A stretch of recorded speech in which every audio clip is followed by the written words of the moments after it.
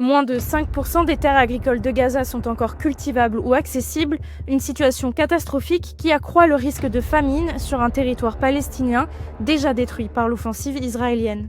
Dans son nouveau bilan réalisé avec des images satellites, l'Organisation des Nations Unies pour l'agriculture et l'alimentation alerte qu'à fin avril, plus de 80% des terres agricoles de la bande de Gaza étaient endommagées et 77,8% n'étaient plus accessibles. Ce qui laisse à peine 4,6% de surface potentiellement cultivable, soit 688 hectares, l'équivalent de la superficie de l'aéroport de Marseille-Provence. La situation est particulièrement critique à Rafah, dans le sud du territoire, et dans le nord, où quasiment plus aucune terre agricole n'est accessible. La directrice adjointe de l'organisation souligne auprès de l'AFP que cette destruction de la production alimentaire locale n'est pas juste une question d'infrastructure, mais bien l'effondrement du système de production alimentaire de Gaza et de ce qui permettait encore de soutenir des vies. Après un blocus total de 2 mois et demi sans eau, nourriture ou médicaments, le gouvernement israélien a partiellement levé le blocage de l'aide humanitaire la semaine dernière, une aide de retour au compte-gouttes qui ne répond pas aux besoins formulés par les organisations humanitaires.